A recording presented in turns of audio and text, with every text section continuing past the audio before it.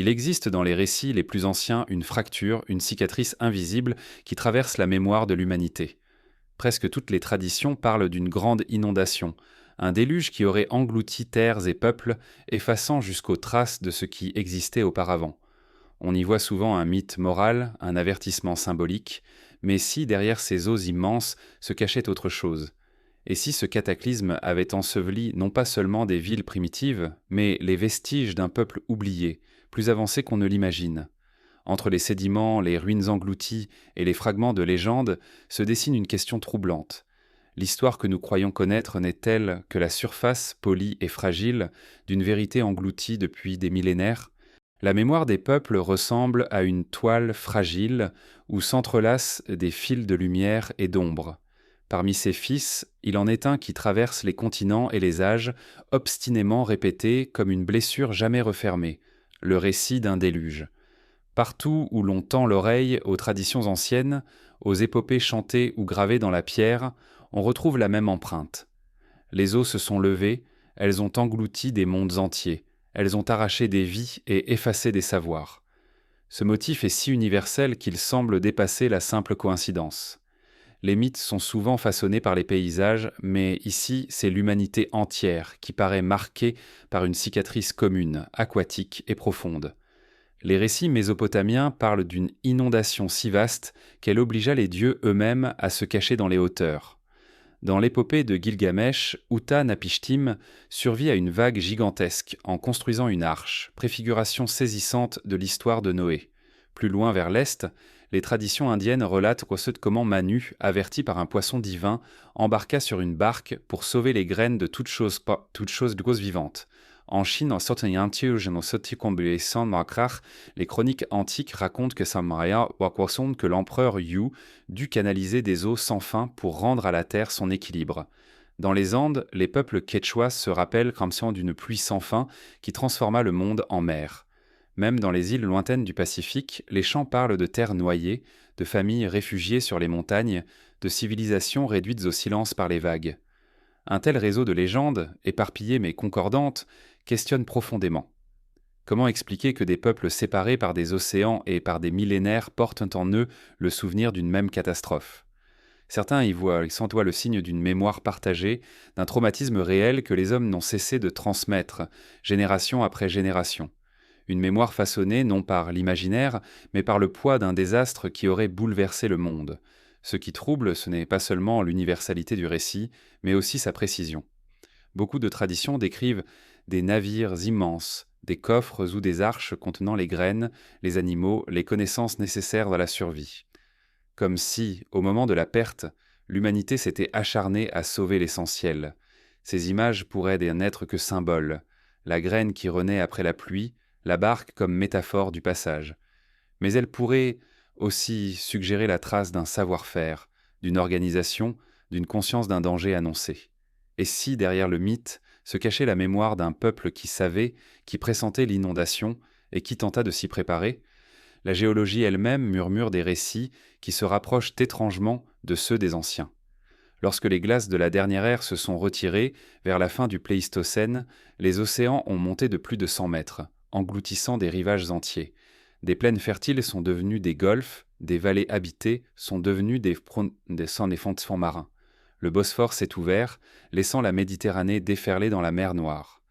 Des forêts ont disparu sous les eaux, dont les troncs fossilisés se découvrent parfois au hasard des côtes. Pour les hommes qui vivaient là, ces bouleversements n'étaient pas des abstractions scientifiques. C'était la perte brutale de leur foyer, de leur terre, de leur temple. Ceux qui survivaient racontaient d'un. Et dans ces récits, les eaux prenaient ofta la forme d'un châtiment, d'une purification ou d'un passage vers un autre ordre du monde. La science moderne, armée de ces instruments, confirme aujourd'hui que de tels cataclysmes ont réellement eu lieu. Mais elle ne peut pas effacer l'interrogation plus troublante. Qu'est-ce qui a été perdu dans ces eaux? Non seulement des vies, mais peut-être aussi des savoirs, des constructions, des archives d'un monde plus ancien que le nôtre. Certaines découvertes viennent troubler encore davantage ce silence. Dans les profondeurs au large du Japon, on distingue les terrasses massives de Yonaguni, évoquant des escaliers ou des murailles. En Inde, dans le golfe de Cambay, des structures submergées ont été détectées, rappelant des plans de villes.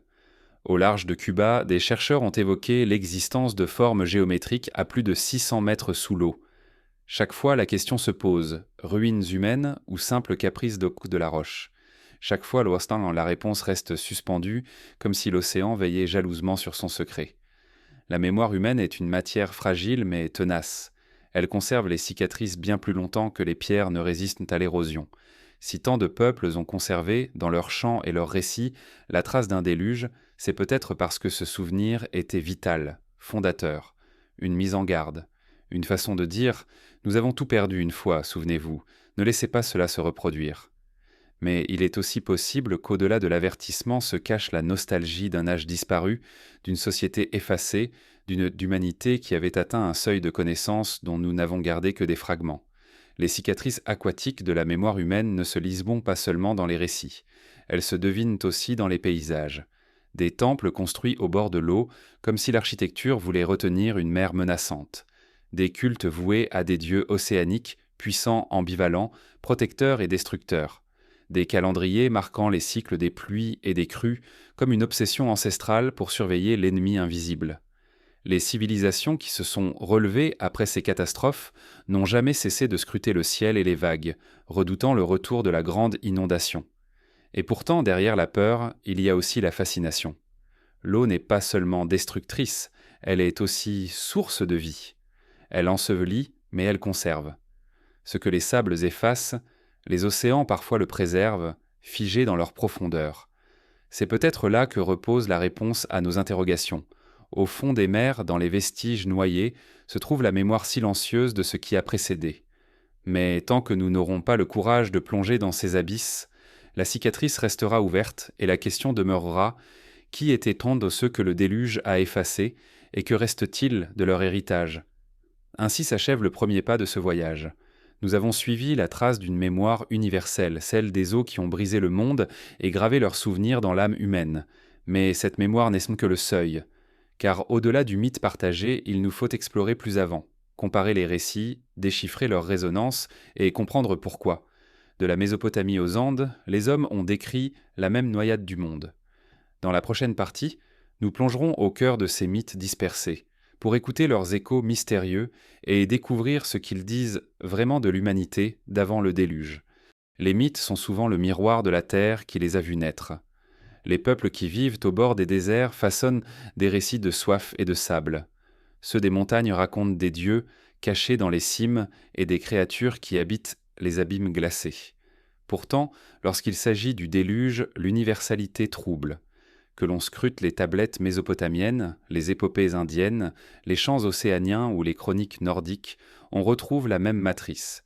Une eau immense qui se lève, engloutissant l'ordre ancien, effaçant royaumes et peuples, laissant survivre quelques élus pour rebâtir un monde purifié. Ce qui étonne n'est pas seulement la répétition du motif, mais aussi sa précision. Les détails se répondent à des milliers de kilomètres de distance. L'homme averti qui construit une arche ou une barque, les dieux qui se retirent ou qui préviennent, les semences, les animaux, les savoirs embarqués pour sauver l'essence du vivant. Chaque récit possède sa couleur locale, mais l'ossature demeure la même. Ce canevas universel ressemble moins à une invention isolée qu'à la réverbération d'un souvenir commun, amplifié et transformé au fil des âges. Dans les plaines de Mésopotamie, l'épopée de Gilgamesh raconte comment Uta-Napishtim reçut l'avertissement des dieux. Il construisit un navire colossal, y fit entrer sa famille, ses artisans, ses animaux, et survécut aux flots déchaînés. Dans la tradition biblique, Noé répète presque mot pour mot ce destin. Les différences les sont minimes, comme si l'on contemplait la même fresque sous des angles variés. À l'est, en Inde, Manu reçoit l'aide d'un poisson divin qui tire son bateau à travers les vagues. Dans les récits grecs, Deucalion et Pyrrha échappent à la fureur de Zeus, se réfugient sur les hauteurs et repeuplent la terre. Dans les Amériques, les récits navajos, mayas, aztèques ou andins racontent aussi des pluies interminables, des vagues venues de l'océan, des survivants perchés sur des montagnes, parfois guidés par des oiseaux ou des esprits. Ce qui fascine, c'est que ces peuples n'avaient pas de contact connu entre eux au moment où ces récits se sont forgés. Pourtant, les échos se rejoignent comme des refrains d'une même mélodie. On pourrait penser à une coïncidence, mais l'universalité dépasse le hasard. Même les îles isolées du Pacifique, parfois séparées par des milliers de kilomètres d'océan, possèdent des champs où les eaux engloutissent les terres, où les ancêtres survivent sur des canoës, où l'horizon disparaît sous un ciel sans fin. Il est tentant d'expliquer ces concordances par la nature elle-même. Les rivières débordent, les mers montent, les tempêtes frappent les côtes, et l'homme vulnérable en garde le souvenir. Mais la concordance va plus loin que le simple fait de craindre les eaux. Elle porte la trace d'une catastrophe démesurée, d'un cataclysme dont l'écho semble avoir traversé non pas un peuple, mais l'humanité entière. Comme si la mémoire d'un désastre réel s'était inscrite dans l'inconscient collectif, transmise de génération en génération, jusqu'à devenir mythe fondateur. Le plus troublant est que ces récits ne se limitent pas à décrire la destruction. Ils insistent sur la transmission. Les graines préservées, les savoirs emportés, les couples humains choisis pour reconstruire. Cela donne à penser que les anciens ne voyaient pas seulement dans le déluge une punition, mais aussi une fracture entre deux âges du monde. Un âge d'avant, mystérieux, peut-être plus avancé qu'on ne le suppose, et un âge d'après, où l'humanité recommence presque à zéro. Les chercheurs qui se penchent sur ces récits notent que la structure mythique du déluge est toujours la même. Un avertissement, une préparation, une submersion totale, puis une renaissance. Certains y voient la projection des cycles naturels, le reflet des crues du Nil ou du Tigre et de l'Euphrate. Mais d'autres se demandent si derrière ces images ne se cache pas le souvenir d'un événement beaucoup plus vaste, la montée des eaux à la fin de la dernière ère glaciaire, lorsque les calottes se sont effondrées et que les océans ont avancé de dizaines de kilomètres en peu de temps. Pour les peuples qui vivaient alors au bord des côtes, cela n'aurait pas été une lente montée imperceptible, mais une tragédie fulgurante. L'universalité des mythes pourrait donc s'expliquer par le fait que tous ces peuples étaient, d'une façon ou d'une autre, témoins de ces bouleversements. Mais il reste une autre hypothèse, plus dérangeante. Et si les récits gardaient la trace d'une civilisation disparue, une société humaine qui avait atteint un niveau d'organisation et de savoir remarquable, et qui aurait été détruite presque totalement par le déluge? Ce peuple oublié aurait laissé derrière lui des survivants éparpillés, porteurs d'un souvenir commun qu'ils auraient intégré dans leurs chants, leurs rites et leurs mythes. Certaines traditions insistent d'ailleurs sur ce point. Elles ne racontent pas seulement la perte, mais aussi la survivance d'un savoir ancien. Dans les Andes, on parle d'êtres venus après le déluge, porteurs de connaissances, qui enseignèrent au peuple comment bâtir en pierre et dompter les cycles de l'agriculture. Dans les îles du Pacifique, on évoque des navigateurs mystérieux qui apportèrent les arts de la navigation et du calendrier après la grande inondation. En Mésopotamie, les sages antédiluviens, appelés Apkallu, étaient décrits comme détenteurs d'un savoir immense, venu avant la catastrophe, et dont quelques traces auraient survécu. Ces récits, dispersés et variés, convergent autour d'une même idée. Le monde a connu une rupture. Avant, il existait un âge différent, peut-être plus riche, peut-être plus complexe, dont nous n'avons gardé que des échos. Après, les peuples se sont reconstruits, mais avec une conscience aiguë d'avoir perdu quelque chose. Ce sentiment de perte nourrit encore aujourd'hui l'étrange mélancolie qui traverse les mythes du déluge. On pourrait dire que l'universalité de ces récits est le reflet d'une vérité intérieure, d'une peur primordiale de l'homme face aux eaux. Mais l'on peut aussi choisir d'entendre autre chose dans ce cœur millénaire, l'affirmation que notre histoire n'est pas linéaire, qu'elle a été brisée, effacée, et que sous les couches de mémoire se cache peut-être une humanité plus ancienne et plus avancée que celle que nous croyons connaître. Ainsi, lorsque l'on contemple ces mythes identiques aux quatre coins du monde, ce n'est pas seulement la puissance de l'imaginaire qui se révèle, c'est aussi la possibilité d'un passé enfoui, d'une vérité que la mer a recouverte. La prochaine étape de notre voyage consistera à examiner les indices concrets, ces villes et ces structures que l'archéologie retrouve aujourd'hui sous les eaux et qui semblent donner corps à ces récits ancestraux. Au fond des mers, sous les sédiments et le silence liquide, reposent des formes que l'on croyait impossibles. Des escaliers taillés dans la pierre, des murs rectilignes, des colonnes brisées, des pavements ordonnés. Ce sont des paysages engloutis que l'archéologie commence à distinguer à travers les reflets troublés des profondeurs. Depuis un siècle, mais plus intensément ces dernières décennies, les chercheurs et les plongeurs découvrent des indices qui font écho aux récits de déluges anciens, comme si les mythes ne parlaient pas seulement de métaphores, mais d'une réalité solidifiée sous l'eau. Au large du Japon, près de l'île de Yonaguni, les courants caressent des terrasses massives qui ressemblent à des pyramides. Escaliers monumentaux, plateformes géométriques, angles nets, les plongeurs qui les explorent m'en parlent d'une cité engloutie, façonnée par des mains humaines. Les sceptiques y voient un jeu naturel des failles et de l'érosion, mais l'ampleur et la symétrie troublent. Certains géologues suggèrent qu'il s'agit d'une formation hybride, la roche sculptée par la nature, ensuite réutilisée et peut-être transformée par des bâtisseurs oubliés. Quoi qu'il en soit, l'image d'une cité sous-marine persiste, comme une apparition venue d'un autre temps. En Inde, dans le golfe de Cambay, des sonars ont révélé l'existence de structures étendues sur plusieurs kilomètres. Au fil des plongées, des fragments de poterie, de perles et d'outils ont été remontés. Certains de ces vestiges semblent appartenir à une période bien plus ancienne que ce que l'on pensait possible pour une urbanisation organisée. La mer, dans ce cas, n'a pas seulement englouti des formes géologiques, mais aussi des traces humaines. La datation de ces objets a ouvert des débats houleux. Si elle est exacte, elle repousserait de plusieurs millénaires l'apparition de villes complexes en Asie du Sud. Cela bouleverserait l'image de l'évolution linéaire de la civilisation. Au large de Cuba, des chercheurs ont rapporté avoir détecté des formations géométriques à plus de 600 mètres de profondeur.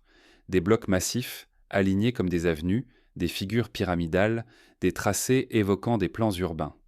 Trop profond pour une exploration directe aisée, ce site reste enveloppé de mystères. Les rares images publiées éveillent plus de questions qu'elles n'apportent de réponses. Là encore, la tentation est grande d'y voir une Atlantide caribéenne, une cité qui aurait sombré au moment de la montée des eaux post-glaciaires. L'archéologie marine, bien que récente, accumule ses découvertes dérangeantes. À chaque fois, le même débat ressurgit. Œuvre de la nature ou trace de civilisation perdue. La science prudente préfère avancer avec scepticisme. Mais l'imagination, elle, entend dans ces pierres le murmure des peuples disparus. Car les légendes de déluge, transmises de génération en génération, semblent trouver dans ces vestiges un ancrage tangible. Ce n'est pas seulement en mer que l'on retrouve des villes noyées. Sur les continents aussi, certaines ruines portent la marque d'une submersion ancienne. Des cités comme Pavlopétrie, en Grèce, gisent à quelques mètres sous la surface, figées depuis plus de 5000 ans. Là, les archéologues marchent entre les rues pavées, les maisons, les cours intactes sous leur manteau de sable. Cette cité n'appartient pas à l'imaginaire, mais à la réalité archéologique. Elle prouve que des villes entières ont bien été englouties, effacées du monde visible, mais conservées par la mer. Le cas de Dwarka, en Inde, est tout aussi fascinant. Décrite dans les épopées sanskrites comme une cité resplendissante fondée par Krishna, elle fut longtemps considérée comme légendaire, jusqu'à ce que des ruines immergées, au large de l'actuelle ville de Dwarka, soient découvertes. Des murailles, des colonnes, des rues pavées, surgissant sous l'eau, rappelant étrangement les descriptions des textes. Le mythe et la réalité se confondent, comme si l'océan avait joué le rôle d'archive vivante, gardienne des secrets de civilisations anciennes. Chaque découverte relance une question lancinante. Combien d'autres cités dorment encore dans les profondeurs ? Les rivages actuels ne sont pas ceux d'hier. Lorsque les mers se sont élevées, à la fin de l'ère glaciaire, des territoires immenses ont disparu. Des plaines fertiles, des vallées habitées, des deltas grouillants de vie se sont retrouvés sous l'eau.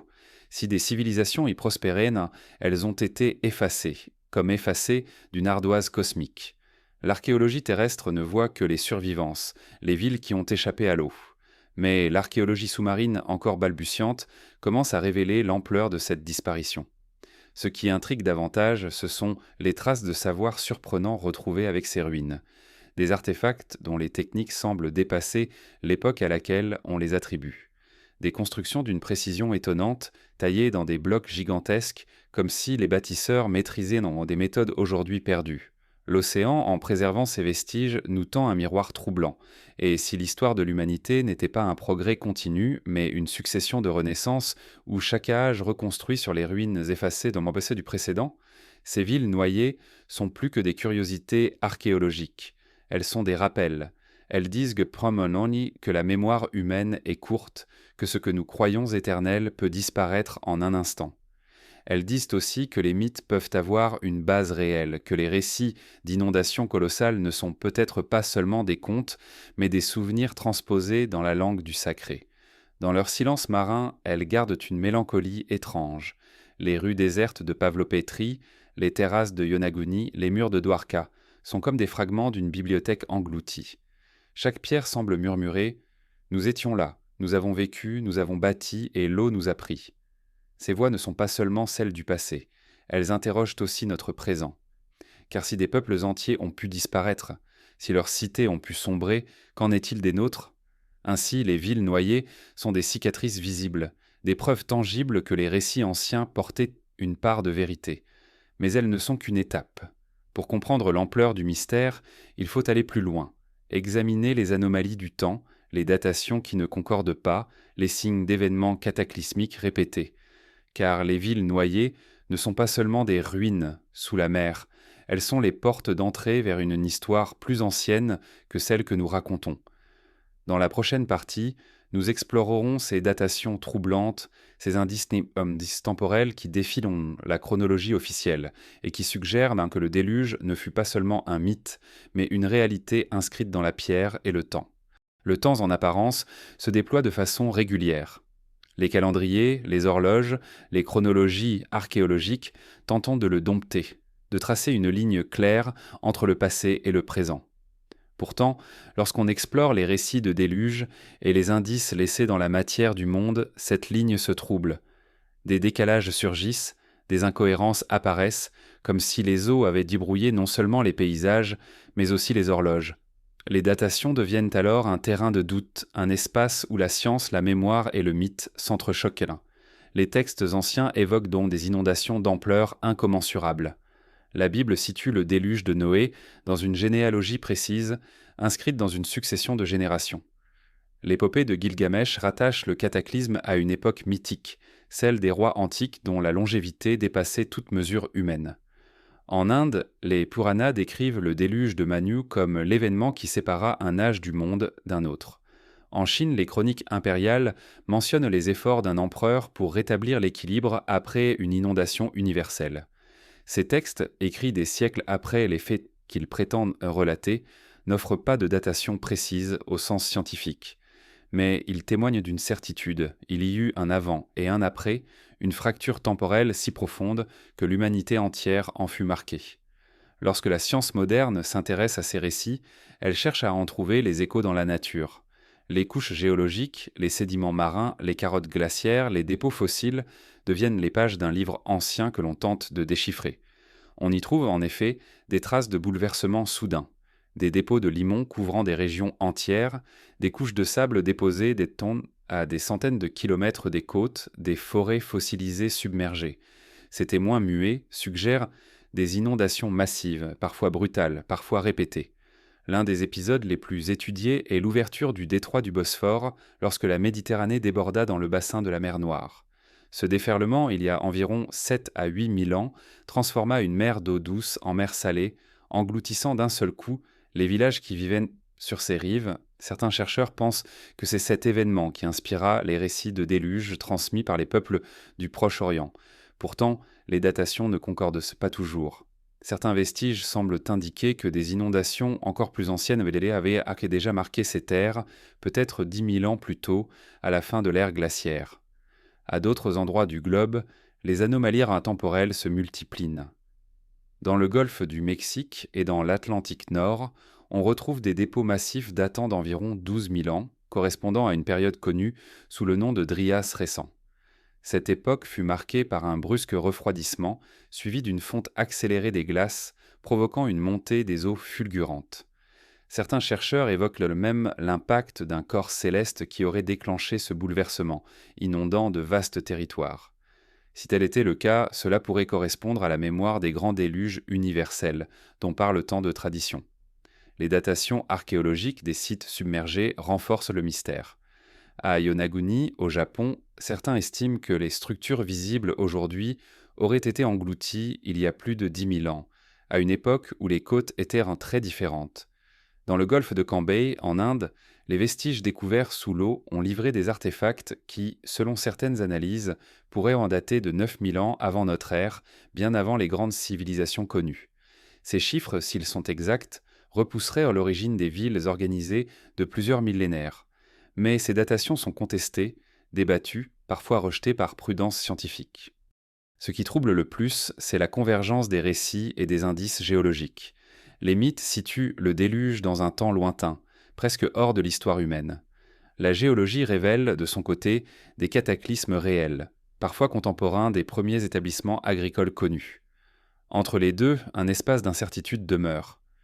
Peut-être que les récits du déluge ne décrivent pas un seul événement, mais une succession de catastrophes hydrauliques, survenues puis à des époques différentes, que la mémoire humaine a fusionnées en un récit unique. Les datations troublantes suggèrent aussi que les peuples d'alors ont survécu à des bouleversements répétés. Ils ont vu la mer avancer, recouvrir leurs terres, puis les reculer. Ils ont reconstruit Poudleret, puis perdu à nouveau. À chaque fois, la mémoire collective en a gardé une trace, amplifiée, sacralisée, transmise. Mais à chaque fois aussi, quelque chose a été effacé. Des cités, des savoirs, des traditions. Le résultat est une histoire morcelée, où l'archéologie découvre parfois des vestiges trop anciens, trop avancés, qui semblent déplacés dans la chronologie officielle. Il est-il possible que nous n'ayons qu'un fragment du tableau, que les cités englouties et les objets anachroniques soient les vestiges d'un âge oublié, effacé par les eaux, dont les dates définissent nos repères. Les mythes, dans ce cas, ne seraient pas seulement des contes, mais des tentatives de fixer dans le langage ce que le temps et la mer ont effacé. Face à ces datations incertaines, l'esprit oscille entre deux attitudes. D'un côté, le scepticisme scientifique qui exige des preuves irréfutables, des mesures précises, des analyses répétées. De l'autre, l'ouverture à la possibilité que nos chronologies soient incomplètes, que l'histoire de l'humanité soit plus ancienne et plus complexe qu'on ne l'imagine. Dans cet entre-deux, le mystère s'épaissit. Ce qui demeure, c'est la question lancinante. Et si les grands déluges avaient véritablement enseveli non seulement des terres, mais des civilisations entières, plus anciennes et plus avancées que celles que nous connaissons, et si nos datations, loin d'être fausses, étaient simplement les témoins d'une histoire que nous n'osons pas encore accepter. Ainsi, les datations troublantes des grands déluges ne sont pas seulement des chiffres, elles sont des fissures dans notre vision du temps. Elles révèlent un passé où les certitudes se dissolvent, où les récits et la science se croisent sans se rejoindre tout à fait. Elles nous invitent enfin à poursuivre l'exploration, à écouter les voix de la mer et les traces des pierres, pour tenter de comprendre ce que fut réellement ce monde d'avant les eaux. Dans la prochaine partie, nous quitterons les chiffres et les couches de sédiments pour contempler plus directement les traces laissées par ces civilisations effacées, les cités englouties, les continents perdus, les royaumes dont les ruines sous-marines murmurent encore une présence oubliée. Lorsque l'on contemple l'horizon marin, il est difficile d'imaginer que sous ces étendues immobiles dorment peut-être des mondes entiers. La surface semble paisible, mais derrière sa transparence se cache une immensité qui a englouti plus que des navires, des royaumes, des cultures, des savoirs. L'océan, silencieux et patient, a toujours été à la fois berceau et tombeau. Il conserve dans ses profondeurs ce que la mémoire des hommes peine à retenir, les traces d'humanité disparues. Les récits de peuples noyés abondent dans toutes les traditions, mais au-delà du mythe, l'archéologie commence à révéler que certains de ces récits ne sont pas que des symboles. Des civilisations réelles, autrefois florissantes, se sont effacées sous l'eau. Elles ne sont plus que des ruines couvertes d'algues, des murs effondrés sur le sable, des mosaïques à peine visibles à travers les reflets marins. Ces cités noyées forment une géographie de l'oubli où les contours de l'histoire se brouillent. Parmi les exemples les plus saisissants se trouve Pavlopétrie, en Grèce. Découverte au fond de la mer de Laconie, cette cité est l'une des plus anciennes connues à avoir sombré. Ses rues, ses maisons et ses places sont encore visibles, comme figées dans le temps. Datée d'environ 5000 ans, elle témoigne d'un savoir-faire urbain complexe. Un réseau de ruelles, des habitations bien ordonnées, des espaces publics structurés. Pavlopétrie n'est pas un mythe. Elle montre que des villes entières ont pu être englouties et oubliées, puis redécouvertes par hasard. Plus à l'est, la cité de Dwarka en Inde mêle mythe et réalité. Les textes anciens la décrivent là comme la demeure fastueuse de Krishna, bâtie sur le rivage avant d'être engloutie par les flots. Longtemps considérée comme une légende, elle a pourtant livré au fond de la mer des ruines qui rappellent étrangement les descriptions des épopées sanskrites. Murailles, colonnes et artefacts ont été découverts par les archéologues. Qu'il s'agisse ou non de la Dwarka mythologique, la cité engloutie est bien là, preuve que les récits peuvent garder la mémoire d'événements réels. Les côtes de la Méditerranée révèlent elles aussi des cités submergées. Près d'Alexandrie, la légendaire cité de Canope repose désormais sous l'eau. Ses temples et ses statues gisent dans les profondeurs, témoignant d'une splendeur disparue. La mer a recouvert ces lieux où se déroulaient jadis des rites fastueux, des processions dédiées aux dieux. Aujourd'hui, les colonnes brisées et les visages de pierre couverts de corail semblent dormir sous le voile marin. Dans l'Atlantique, des rumeurs persistent au sujet de structures géométriques au large de Cuba. Les rares images sonars montrent des blocs alignés, des formations qui évoquent l'un des avenues ou des pyramides. Trop profondes pour être étudiées avec précision, elles laissent de planer le doute, ruines humaines ou illusions de la géologie. Ce mystère nourrit l'idée qu'une civilisation entière aurait pu disparaître dans ces eaux sans laisser d'autres traces que ces formes énigmatiques. Mais au-delà des cités connues, il faut imaginer l'immensité des territoires engloutis par la montée des océans. À la fin de la dernière ère glaciaire, des millions de kilomètres carrés de terre furent recouverts. Des plaines fertiles, des vallées habitées, des côtes densément peuplées disparurent sous les vagues. L'Europe, par exemple, abritait une vaste région appelée Doggerland, reliant autrefois la Grande-Bretagne au continent. Ce paysage de forêts, de rivières et de villages a sombré il y a environ 8000 ans, ne laissant derrière lui que quelques outils repêchés par les filets des pêcheurs. Doggerland essaie l'image poignante d'un monde entier effacé dont nous ne connaissons que des fragments. Ces civilisations disparues sous la mer ne sont pas toutes liées à un unique cataclysme. Certaines furent victimes de séismes, de tsunamis, d'affaissements soudains. D'autres sombrèrent lentement, englouties par la montée inexorable des eaux. Mais toutes portent la marque d'un même destin, l'oubli. Lorsque la mer avance, elle efface les traces, elle recouvre les routes, elle disperse les mémoires. L'humanité qui survit doit alors reconstruire ailleurs, laissant derrière elle une part d'elle-même prisonnière des profondeurs. Ce qui fascine, ce n'est pas seulement la disparition, mais aussi la possibilité que ces civilisations aient atteint un degré d'organisation et de connaissance bien plus élevé que ce que l'on imagine. Les ruines sous-marines révèlent parfois des plans urbains élaborés, des techniques de construction sophistiquées. Elles suggèrent que l'histoire humaine ne s'est pas construite sur une ligne ascendante et continue, mais sur une suite de pertes et de renaissances.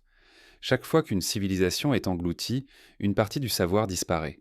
Chaque fois que des survivants s'éparpillent, ils emportent avec eux des fragments de mémoire qu'ils transmettent sous forme de légendes. C'est peut-être là l'origine des récits universels de déluge, la trace collective de ces pertes répétées. Les hommes se souvenaient que des mondes entiers avaient ensombré, et ils l'ont dit sous la forme de mythes.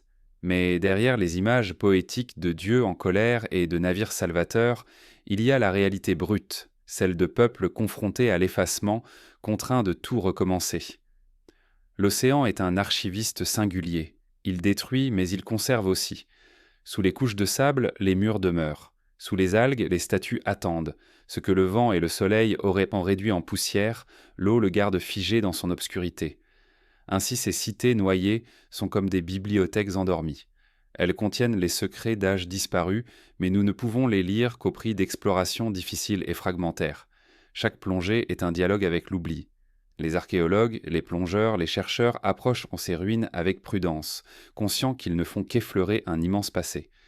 Les cités disparues sous la mer ne nous livrent jamais tout leur savoir. Elles donnent des indices, des silhouettes, puis des objets, mais jamais l'ensemble. C'est peut-être ce qui les rend si mystérieuses. Elles gardent leur part d'ombre comme si l'océan refusait de restituer pleinement ce qu'il a pris. Et pourtant, dans ces fragments, dans ces silhouettes à demi effacées, se dessine une vérité troublante. Nous ne sommes pas les premiers à bâtir, à organiser, à rêver de permanence. D'autres avant nous l'ont fait. Ils ont élevé des cités, ils ont tracé des routes, ils ont sculpté des pierres, et leurs œuvres, aussi solides fussent-elles, ont fini par disparaître sous la même vague. En contemplant ces civilisations disparues, une pensée persiste. Si elles ont existé, si elles ont pu s'épanouir puis s'effacer, qu'est-ce qui nous assure que nous, à notre tour, ne serons pas engloutis ? Peut-être que nos villes, nos tours et nos machines ne sont qu'une couche supplémentaire dans une histoire cyclique, où chaque âge s'élève puis s'efface, remplacé par un autre.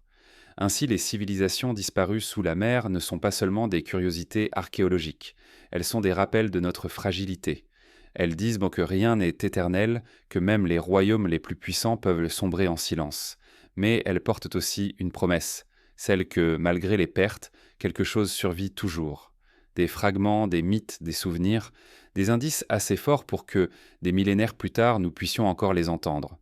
Dans la prochaine partie, nous nous intéresserons non plus seulement aux ruines visibles, mais au savoir qu'elles laissent entrevoir. Car au-delà des pierres et des murs, c'est peut-être un héritage intellectuel et technique qui a été englouti. Un héritage qui, par fragments, pourrait encore éclairer notre présent. L'histoire officielle raconte une progression lente, presque mécanique. D'abord les chasseurs-cueilleurs vivant en petites communautés nomades, puis l'agriculture, les premières sédentarités, et enfin les villes, l'écriture, la technique. Selon ce récit linéaire, le savoir naît tardivement et s'accumule peu à peu comme une montagne qui s'élève doucement au fil des siècles. Mais certains indices, enfouis dans la pierre ou sous les mers, suggèrent autre chose. Une discontinuité, des bonds mystérieux, comme si des savoirs avaient existé bien avant les civilisations que nous considérons comme premières. Les ruines de certaines structures posent ensemble des questions troublantes. À Göbekli Tepe, en Turquie, des piliers monumentaux ornés de bas-reliefs se dressent depuis plus de 11 000 ans. Ce site, antérieur de plusieurs millénaires à l'invention officielle de l'écriture et des cités, révèle une maîtrise de l'architecture, de la planification et de la symbolique que l'on croyait impossible pour des sociétés dites primitives. Les blocs massifs, sculptés et assemblés, témoignent d'une organisation sociale avancée, d'un savoir technique transmis et appliqué. Comment expliquer un tel édifice dans une époque censée n'avoir connu que des campements épars? Sous les mers, les énigmes se multiplient. À Yonaguni, les terrasses monumentales semblent suivre des lignes géométriques d'une précision étonnante. Dans le golfe de Cambé, des artefacts suggèrent une occupation humaine bien avant la période officiellement reconnue pour les villes. Ces sites posent d'écho la même question. Se pourrait-il que des peuples, aujourd'hui effacés, aient atteint des degrés de savoir bien supérieurs à ceux que l'on admet, et que leurs connaissances aient été englouties, dispersées, puis oubliées, ne laissant derrière elles que des fragments incompris? Les mégalithes dispersés à travers le monde renforcent cette impression. Karnak en Bretagne, Stonehenge en Angleterre, les alignements de l'île de Pâques ou les cercles de Nabta Playa en Égypte. Autant de sites où des pierres taille colossales ont été dressées avec une précision troublante. Ils révèlent une compréhension du ciel, des cycles solaires et lunaires, une maîtrise des techniques de levage et de transport de blocs gigantesques. Ces savoirs semblent surgir de nulle part, comme des héritages dont on ignore l'origine. Certains récits anciens parlent explicitement de connaissances transmises par des êtres d'avant le déluge. En Mésopotamie, les Apkallu sont décrits comme des sages venus enseigner aux hommes l'écriture, l'agriculture, la médecine et les arts. Dans les Andes, les traditions parlent de Viracocha, un dieu venu des eaux après un grand cataclysme, qui aurait enseigné au peuple comment bâtir en pierre et ordonner leur communauté.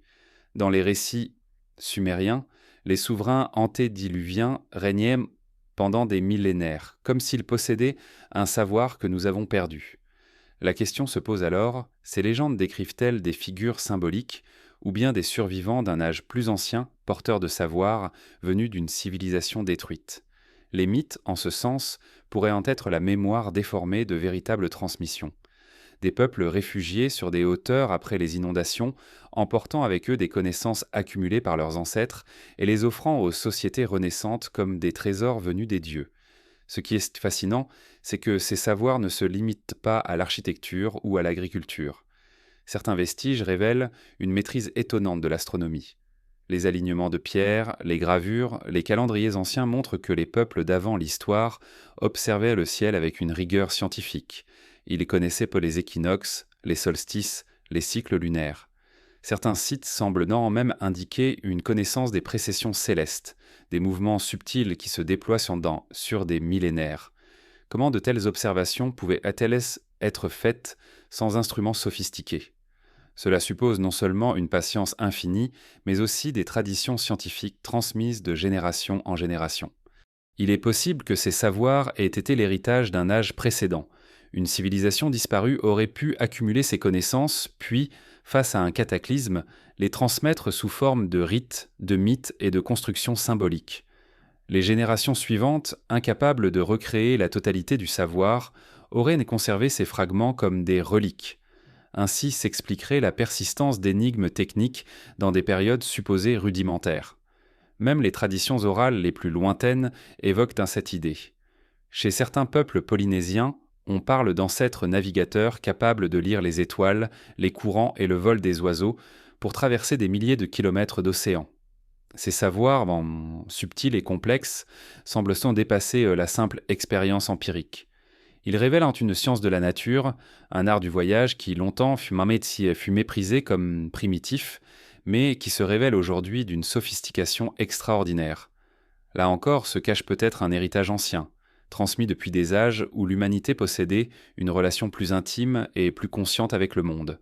La possibilité de savoir technique avant l'histoire remet en cause l'image d'un progrès linéaire. Elle ouvre l'idée d'un passé brisé, où l'humanité aurait connu des cycles.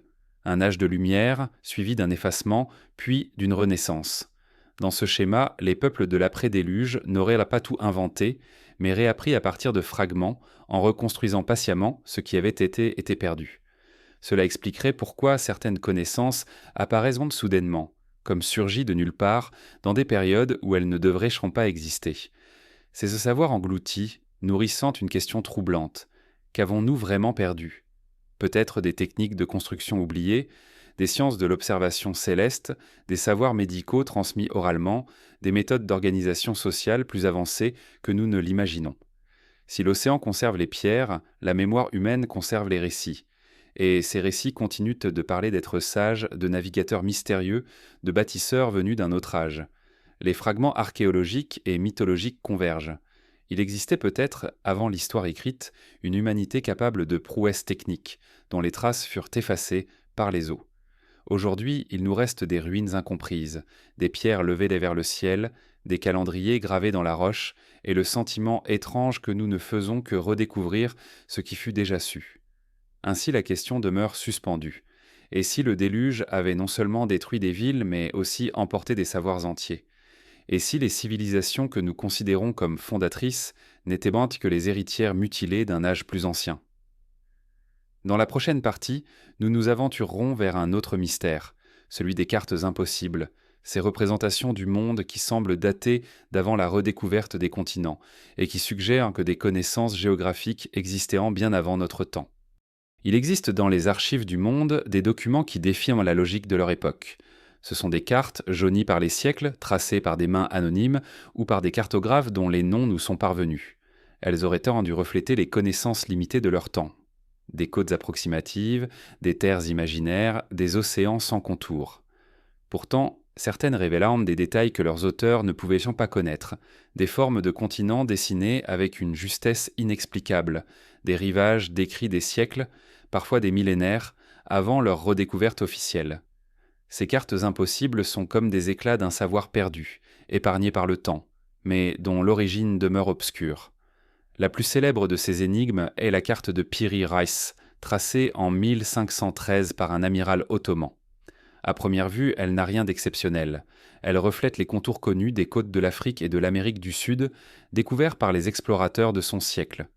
Mais en l'observant de près, on distingue autre chose, une terre immense dessinée tout au sud, semblant représenter l'Antarctique.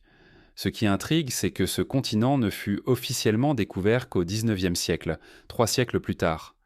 Plus troublante encore, la carte semble représenter non pas l'Antarctique recouvert de glace, mais ses côtes libres telles qu'elles auraient pu apparaître des milliers d'années auparavant, avant que la calotte glaciaire ne les engloutisse. Les partisans de l'explication rationnelle parlent de coïncidence, d'erreur de copie, de projection approximative. Pourtant, la précision des contours intrigue. Comment un cartographe du XVIe siècle, travaillant à partir de fragments plus anciens, aurait-il pu tracer avec tant d'exactitude des rivages invisibles à ses contemporains ? Certains avancent que Piri Reis a compilé des cartes beaucoup plus anciennes, héritées d'époques oubliées. Si tel est le cas, ces sources remontaient à une humanité capable d'explorer et de cartographier la Terre bien avant les navigateurs modernes. La carte de Piri Reis n'est pas un cas isolé. La carte d'Oronteus Phineus, réalisée en 1531, montre elle aussi un continent austral avec des côtes surprenantes de précision. Celle de Bouaché au XVIIIe siècle suggère l'existence de terres cachées sous les glaces, connues pourtant seulement grâce à la science moderne. Ces concordances, à travers des siècles différents, renforcent l'idée qu'il existait un corpus ancien de connaissances géographiques, transmis de génération en génération, jusqu'à se perdre dans l'oubli. Mais le mystère ne s'arrête pas à l'Antarctique. Certaines cartes médiévales décrivent des côtes nordiques, des passages maritimes, des îles perdues qui n'auraient pas dû être connues. La carte de Zéno, par exemple, du XIVe siècle, représente avec exactitude des îles du Groenland et de l'Atlantique Nord, bien avant que ces régions ne soient explorées. D'autres montrent des rivages américains avec une précision impossible pour leur époque, suggérant que des navigateurs avaient déjà sillonné ces mers bien avant Christophe Colomb. Derrière ces anomalies cartographiques se profile une hypothèse dérangeante. Et si ces cartes étaient les vestiges d'une tradition beaucoup plus ancienne, héritée d'un âge antérieur au grand déluge? Si une civilisation disparue avait déjà exploré les mers, cartographié les continents, puis transmis ce savoir aux peuples survivants, qui l'auraient conservé sous forme fragmentaire jusqu'à l'époque moderne, les cartes impossibles seraient alors les reflets dégradés d'un savoir océanique, effacé par le cataclysme mais jamais totalement oublié. Certains détails renforcent cette intuition. Les cartes anciennes sont parfois tracées avec une précision mathématique surprenante, utilisant des systèmes de projection complexes. Cela suppose non seulement des voyages étendus, mais aussi une maîtrise des mesures astronomiques et géographiques. Or, ces compétences ne devraient-elles pas exister avant des siècles, voire des millénaires plus tard? La question se pose alors: qui avait mesuré ces terres? Qui avait observé les étoiles avec une telle exactitude? Et pourquoi ce savoir s'est-il effacé, ne laissant que des fragments incompris dans les mains de cartographes ultérieurs? Les mythes eux-mêmes semblent appuyer cette vision. Dans de nombreuses traditions, les survivants du déluge sont décrits comme des navigateurs, des hommes guidés par les astres, capables de parcourir les mers pour répandre la vie et les savoirs. En Polynésie, les ancêtres marins lisaient le ciel comme un livre ouvert. En Égypte, les textes anciens parlent de voyageurs mystérieux venus de l'océan pour enseigner l'art de la mesure et du calcul. Ces récits, croisés avec les cartes impossibles, dessinent une trame cohérente: l'existence, avant les grandes civilisations connues, d'un peuple marin, savant et explorateur. Mais les cartes impossibles posent une autre question, plus intime. Que devient un savoir quand il survit à ceux qui l'ont produit? Transmis de mains en main, recopié, déformé, il perd peu à peu sa clarté. Les cartes anciennes, avec leurs détails exacts mêlés à des zones fantaisistes, reflètent enclin cette lente dégradation. Elles sont comme des souvenirs flous. Certains éléments demeurent des sens précis, d'autres se brouillent. Le résultat est un document hybride, à moitié mémoire, à moitié invention. Et c'est précisément ce mélange qui les rend si énigmatiques. L'hypothèse d'une civilisation disparue, détentrice d'un savoir géographique avancé, n'est pas seulement une fantaisie. Elle explique pourquoi tant de cartes anciennes contiennent des fragments impossibles à expliquer autrement. Elle rappelle aussi que la connaissance n'est jamais linéaire. Elle peut surgir, se perdre, réapparaître sous des formes inattendues. Les cartes impossibles sont les témoins silencieux de ce processus. Elles disent qu'avant nous, d'autres ont regardé le monde dans sa totalité, d'autres ont mesuré les côtes, tracé les mers, et que leur savoir dort désormais dans nos archives, incompris. Le mystère de ces cartes ne réside pas seulement dans ce qu'elles montrent, mais aussi dans ce qu'elles laissent deviner. Un âge d'explorateurs oubliés, peut-être antédiluvien, dont l'horizon n'était pas limité aux rivières locales, mais embrassait la Terre entière. Une humanité curieuse, audacieuse, capable de relier les continents avant même que l'histoire officielle ne commence. Ainsi, les cartes impossibles sont plus que des curiosités historiques. Elles sont des fenêtres ouvertes en dessin et sur un passé englouti, des fragments d'un puzzle dont nous n'avons pas toutes les pièces. Elles invitent à regarder autrement le rapport entre les mythes, les savoirs et les traces matérielles. Peut-être ne sont-elles pas des anomalies isolées, mais les témoins d'une tradition perdue, née avant les déluges et dont nous n'apercevons que l'ombre. Dans la prochaine partie, nous plongerons plus profondément encore dans la matière du mystère. Les pierres taillées de l'improbable, ces blocs gigantesques, déplacés et assemblés d'une manière qui défie la logique des moyens connus, comme si les bâtisseurs d'avant l'histoire avaient disposé d'un savoir technique dont nous avons perdu la clé. Il existe dans le monde des monuments de pierre qui semblent défier la logique et la chronologie. Des blocs gigantesques, pesant des dizaines ou des centaines de tonnes, déplacés et assemblés avec une précision qui interroge. Des murailles où les joints sont si fins qu'une lame de couteau ne peut s'y glisser. Des terrasses monumentales où chaque pierre s'emboîte dans l'autre comme les pièces d'un puzzle tridimensionnel. Ces constructions, disséminées sur plusieurs continents, apparaissent comme les vestiges d'un savoir perdu, une maîtrise technique que l'on ne s'attend pas à trouver dans des époques dites primitives. Les ruines de Sacsayhuaman, au Pérou, sont parmi les plus emblématiques. Là, sur les hauteurs de Cusco, des murs titanesques s'élèvent, faits de blocs cyclopéens, parfois hauts de plusieurs mètres. Chacun est taillé avec une précision qui laisse perplexe. Les blocs ne sont pas rectangulaires, mais irréguliers, et pourtant ils s'emboîtent parfaitement, comme si les bâtisseurs avaient modelé la pierre elle-même. L'ajustement est si précis qu'aucun ciment n'a été nécessaire, et malgré les tremblements de terre qui secouent la région depuis des siècles, les murs tiennent encore debout. Comment expliquer une telle maîtrise dans un temps où l'on ne connaissait ni acier ni machine moderne? Plus loin, dans la vallée de Baalbek, au Liban, se dressent des blocs colossaux, parmi les plus grands jamais mis en place par l'homme. Certains dépassent les 1000 tonnes. Ces pierres, connues sous le nom de trilithons, sont disposées dans la base d'un ancien temple. Leur taille défie l'imagination. Les déplacer aujourd'hui nécessiterait des engins de chantier immenses, des technologies modernes. Pourtant, elles furent taillées, transportées et posées il y a des millénaires. Les archéologues attribuant ces constructions aux Romains ou à leurs prédécesseurs, mais les méthodes employées demeurent une énigme. Était-ce le fruit d'une technique perdue ou d'un savoir transmis par des civilisations encore plus anciennes? En Égypte, les pyramides soulèvent les mêmes questions. Bien qu'elles aient été largement étudiées, certains détails demeurent troublants. La précision de l'alignement des blocs, l'orientation des monuments par rapport aux points cardinaux, la disposition géométrique des pyramides de Gizeh. Tout cela laisse entrevoir une science de la mesure et de la construction qui dépasse les outils simples qu'on attribue aux bâtisseurs de l'époque. Le mystère ne réside pas seulement dans la taille et le transport des pierres, mais aussi dans l'intention qui présidait à leur mise en place. Comme si derrière ces monuments se cachait une compréhension profonde des cycles célestes et terrestres. Les statues de l'île de Pâques ajoutent une autre énigme. Les moailles, taillées dans la roche volcanique, pèsent de plusieurs dizaines de tonnes et furent transportés sur des kilomètres à travers l'île. Comment ces blocs massifs furent-ils déplacés sans roues, sans animaux de trait, sur un sol accidenté? Les légendes locales parlent d'une force mystérieuse, d'un savoir ancien qui permettait aux pierres de marcher jusqu'à leur emplacement. Derrière la poésie de ces récits se cache peut-être la mémoire d'une technique oubliée, perdue avec ceux qui l'avaient maîtrisée. Le paradoxe est universel. En Amérique du Sud, en Europe, en Afrique, en Asie, partout surgissent des pierres taillées de l'improbable. Chaque fois, la même question se pose. Comment des peuples que nous pensons encore au seuil de la technique ont-ils pu accomplir de tels exploits? La réponse classique invoque la patience infinie, la force humaine, l'ingéniosité simple, mais parfois ces explications paraissent trop faibles devant la masse des blocs, la précision des ajustements, la constance des motifs. Peut-être faut-il envisager une autre hypothèse, celle d'un savoir ancien, hérité d'un âge antérieur. Un savoir perdu dans le grand déluge, mais dont des fragments auraient survécu, transmis aux peuples renaissants qui les auraient utilisés pour bâtir leurs temples, leurs murailles, leurs statues.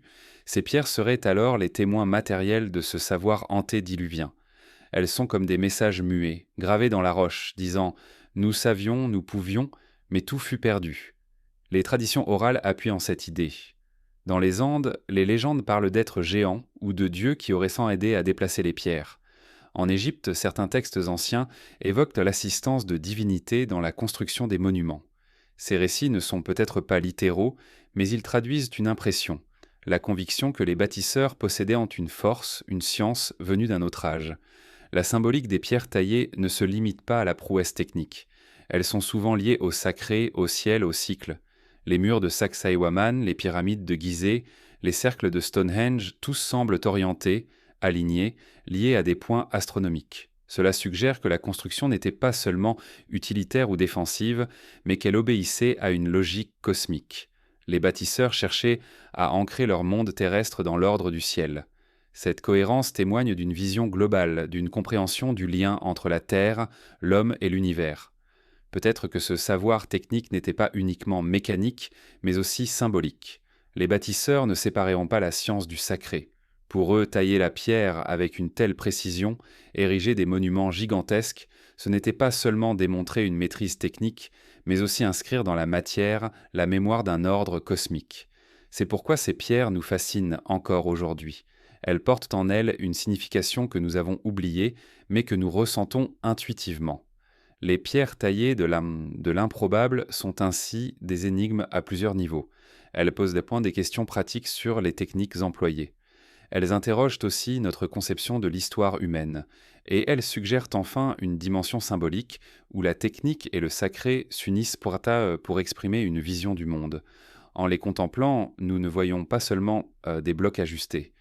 Nous percevons l'écho d'un savoir ancien, peut-être issu d'une humanité effacée par les eaux, dont les descendants ont transmis, maladroitement mais fidèlement, les fragments de ce qu'ils savaient d'un. Chaque mur, chaque statue, chaque temple est une archive silencieuse, une preuve que le passé est plus vaste que ce que nous croyons. Ainsi, les pierres taillées de l'improbable nous rappellent enfin que l'histoire n'est pas seulement écrite dans les textes, mais aussi gravée dans la matière. Elles sont les témoins d'un savoir qui défie les limites chronologiques, qui semble venir d'avant l'histoire elle-même. Dans la prochaine partie, nous tournerons notre regard vers un autre champ de mémoire, les échos mésopotamiens et les traditions bibliques.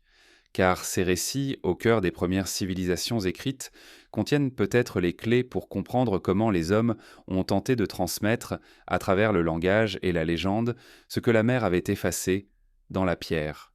Lorsque l'on cherche l'origine écrite du déluge, nos pas nous conduisent presque toujours vers la Mésopotamie. C'est dans cette plaine fertile, entre le Tigre et l'Euphrate, que furent gravés sur des tablettes d'argile les premiers récits détaillés d'une inondation universelle. Bien avant que la Bible ne transmette l'histoire de Noé, les scribes sumériens, babyloniens et assyriens parlaient déjà d'une grande submersion qui effaça les royaumes anciens. Ces récits, figés dans la langue cunéiforme, sont les premiers échos tangibles d'un souvenir beaucoup plus ancien. L'épopée de Gilgamesh, retrouvée dans les ruines de Ninive, raconte la rencontre du roi avec un personnage énigmatique, Utanapishtim. Celui-ci est l'équivalent mésopotamien de Noé. Il explique comment les dieux, lassés du tumulte des hommes, décidèrent de déchaîner les eaux.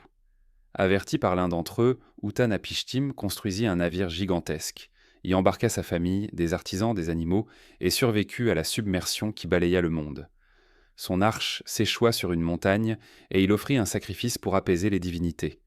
Les ressemblances avec le récit biblique sont si précises qu'il ne peut s'agir d'une simple coïncidence. Mais la Mésopotamie ne nous livre pas qu'une version. Plusieurs récits, plus anciens encore, évoquent le même cataclysme. Dans l'épopée d'Atrahasis, un sage reçoit l'ordre de construire une embarcation pour échapper à un déluge destiné à anéantir l'humanité. Dans la liste royale sumérienne, qui énumère les dynasties et leurs règnes, une césure brutale apparaît. Avant le déluge et après le déluge. Cette séparation souligne combien le cataclysme était perçu non comme un simple événement, mais comme une frontière historique, un passage entre deux âges. La Bible reprend et transforme ces récits. Dans le livre de la Genèse, Noé reçoit l'ordre de Dieu de bâtir une arche, d'y faire entrer sa famille et un couple de chaque espèce animale. La pluie tombe 40 jours et 40 nuits, recouvrant toutes les montagnes. Quand les eaux se retirent, l'arche repose sur les monts d'Ararat. Noé envoie un corbeau, puis une colombe, pour chercher la terre ferme. Enfin, il bâtit un autel et scelle une alliance avec Dieu, qui promet de ne plus jamais détruire le monde par les eaux. Les parallèles entre les deux traditions sont frappants. Même structure narrative, même succession d'événements, même gestes rituels. Ce qui change, ce sont les acteurs. Les dieux mésopotamiens, multiples et capricieux, laissent place à un Dieu unique qui agit à la fois par colère et par compassion. Mais derrière ces différences théologiques, l'ossature du récit est la même, comme si la Bible avait hérité directement des légendes mésopotamiennes en les transformant. Ce transfert n'a rien d'étonnant. Les Hébreux vécurent longtemps en exil en Babylonie, où ils furent exposés à la culture mésopotamienne. Il est probable que le récit du déluge ait circulé à travers les siècles, absorbé et réinterprété par différentes traditions. Mais cela soulève une question plus profonde. Si le mythe a survécu avec une telle constance, est-ce parce qu'il répond à un archétype symbolique universel ou parce qu'il conserve la mémoire d'un événement réel gravé dans la conscience collective ? Certains indices renforcent la seconde hypothèse. Les récits en mésopotamien insistent sur des détails concrets. la construction du navire selon des proportions précises, l'utilisation de bitume pour l'étanchéité, l'embarquement de vivres et de semences. Ce ne sont pas seulement des images poétiques, mais des instructions techniques, comme si les scribes décrivaient la mémoire d'une entreprise réelle. La Bible elle-même conserve cet aspect pragmatique en détaillant les dimensions de l'arche et les espèces emportées. Ce réalisme trouble.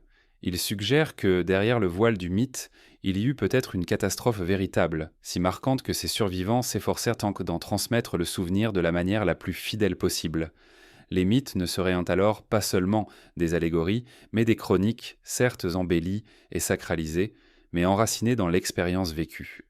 Les traditions mésopotamiennes ajoutent un autre élément intrigant, l'existence d'un savoir antédiluvien. Dans certains récits, il est sans dit que les sages Apkallu, demi-divins, apportèrent aux hommes les arts, l'écriture, l'astronomie, la médecine, avant le grand déluge. Après la catastrophe, il ne resta qu'un seul Apkallu pour guider l'humanité renaissante. Ce thème d'une connaissance perdue, préservé seulement en partie, se retrouve ensuite dans d'autres traditions.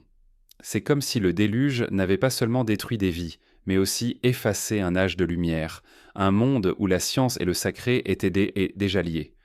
La Bible, de son côté, insiste sur la notion d'alliance. Après le déluge, Dieu place un arc-en-ciel dans le ciel comme signe de sa promesse. Ce détail apparemment symbolique exprime une idée fondamentale. La catastrophe fut un point de rupture, mais aussi un nouveau départ.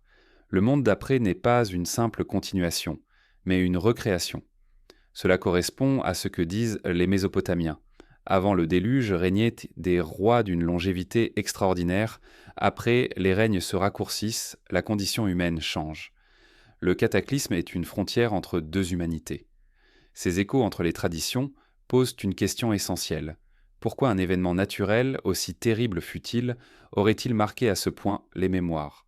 Des tremblements de terre, des éruptions, des famines eurent lieu tout au long de l'histoire, mais aucun ne donna naissance à un mythe aussi universel, aussi persistant. Peut-être parce que le déluge ne fut pas seulement une catastrophe locale, mais un bouleversement global, vécu simultanément par plusieurs peuples. Ou bien parce qu'il détruisit non seulement des vies, mais une civilisation entière, un âge révolu dont il ne resta que des bribes. En lisant les tablettes mésopotamiennes et les versets bibliques, on ressent une mélancolie profonde. Les hommes de l'époque savaient qu'ils avaient perdu quelque chose d'irréversible. Ils transmirent dans ce souvenir dans leurs textes, non seulement pour expliquer la fragilité de la condition humaine, mais aussi pour rappeler l'existence d'un âge antérieur, englouti. Le déluge n'est pas seulement un récit de punition divine, c'est aussi un chant funèbre pour un monde disparu. Ainsi, les échos mésopotamiens et bibliques ne sont pas seulement des variantes d'un même mythe. Ils sont les miroirs d'une mémoire universelle, traduite dans des langages différents. Ils montrent que le déluge fut perçu comme une fracture totale, une cicatrice dans l'histoire humaine. Et peut-être, en filigrane, ils gardent la trace d'une civilisation avancée, disparue dans les eaux, dont il ne nous reste que des souvenirs mythifiés. Dans la prochaine partie, nous quitterons les plaines de Mésopotamie et les textes bibliques pour traverser les océans. Nous écouterons les chants des peuples insulaires, les traditions des navigateurs du Pacifique, les récits des anciens océaniques qui, eux aussi, parlent d'une sagesse engloutie, transmise à travers les vagues et les étoiles. Lorsque l'on quitte les terres de Mésopotamie et de la Bible pour naviguer vers les immensités du Pacifique, on découvre un autre visage du déluge. Ici, dans les champs des peuples insulaires, les océans ne sont pas seulement des forces destructrices, mais aussi des porteurs de mémoire et de savoir.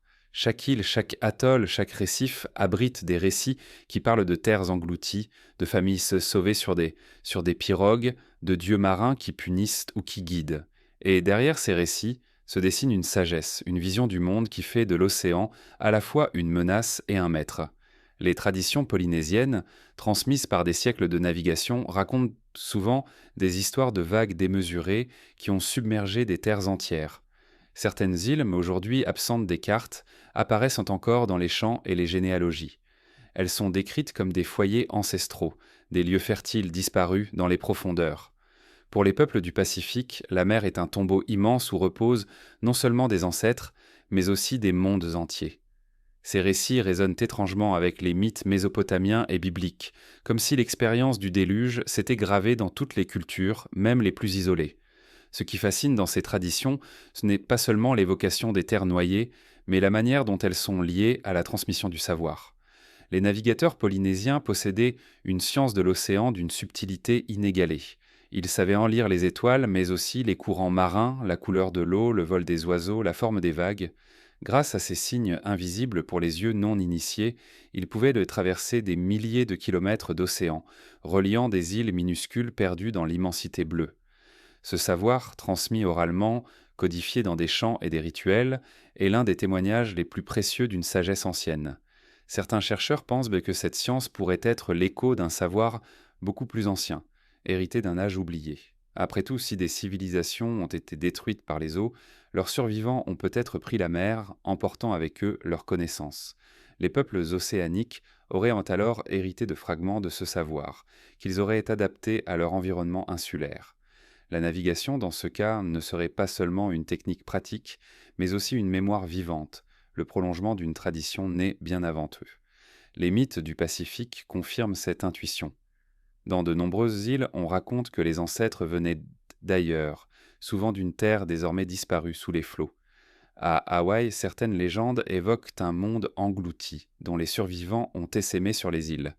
À Fidji, les traditions parlent de peuples qui fuyaient des vagues immenses. Au Samoa, on dit que les premiers navigateurs étaient guidés par des dieux marins, porteurs de savoir. Ces récits rappellent étrangement ceux des Apkallu mésopotamiens ou de Manu en Inde, des êtres survivants venus après le déluge, transmettant un savoir ancien aux nouvelles générations. La sagesse des peuples océaniques ne se limitait pas à la navigation. Elle englobait aussi une cosmologie, une manière de penser le monde comme un tissu où tout est lié. Les vagues, les étoiles, les saisons, les esprits. Chaque traversée était un acte rituel, chaque route maritime un chemin sacré reliant non seulement des îles, mais aussi des mondes. On pourrait dire que ces peuples ont transformé le traumatisme des eaux en art de vivre. Là où d'autres traditions voyaient errant dans le déluge une punition divine, eux y ont vu une leçon. Comprendre la mer, l'apprivoiser, s'y inscrire sans la défier. Les archipels de Micronésie offrent des exemples frappants. Les navigateurs de l'île de Satawal, par exemple, utilisaient des cartes de navigation faites de bâtons et de coquillages. Ces cartes ne représentaient pas littéralement les îles, mais les motifs des vagues et des courants.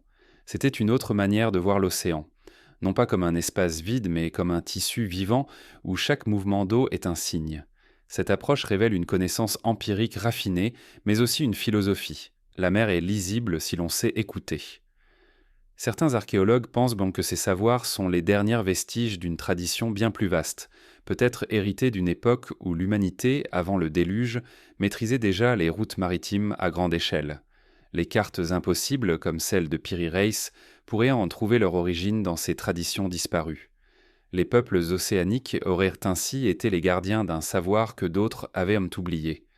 Les chants insulaires parlent aussi de temples engloutis, de statues disparues, de cités effacées par la mer. Ces récits, transmis de génération en génération, résonnent avec les découvertes archéologiques de structures submergées dans l'océan Indien ou au large du Japon. On retrouve la même mélancolie que dans les récits mésopotamiens, la certitude d'un âge perdu, la conviction que la mer a pris plus que des terres.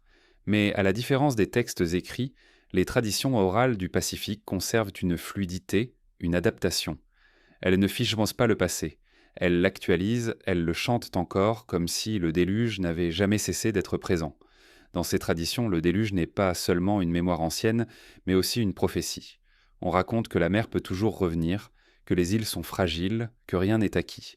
Cette conscience de la précarité nourrit une sagesse particulière, celle de vivre en harmonie avec l'océan, d'accepter sa puissance sans l'oublier. C'est une leçon universelle qui résonne aujourd'hui avec une intensité nouvelle. Ainsi, la sagesse engloutie des peuples océaniques est double. Elle témoigne peut-être d'un héritage venu d'avant l'histoire, de savoir transmis à travers les survivants du grand déluge. Mais elle exprime aussi une philosophie propre, née de l'expérience de vivre au cœur de l'océan, dans un équilibre fragile avec des forces immensément plus grandes que l'homme. En écoutant ces récits et en contemplant cette science de la mer, nous pressentons que l'humanité a déjà traversé des âges d'oubli et de renaissance. Nous comprenons aussi que le déluge, loin d'être un simple événement du passé, est une présence permanente, une possibilité toujours suspendue. Dans la prochaine partie, nous quitterons les archipels du Pacifique pour plonger dans un autre océan de mémoire, celui des continents perdus, de l'Atlantide à Mu, ces terres mythiques dont le souvenir persiste dans les traditions et les spéculations, comme si l'humanité refusait d'oublier totalement les royaumes engloutis. Depuis des siècles, certains noms résonnent comme des portes entr'ouvertes vers un passé oublié. Atlantide, Mu, Lémurie, ils sont les symboles d'un monde englouti, d'un continent effacé dont les fragments persistent dans les récits, les spéculations et les rêves.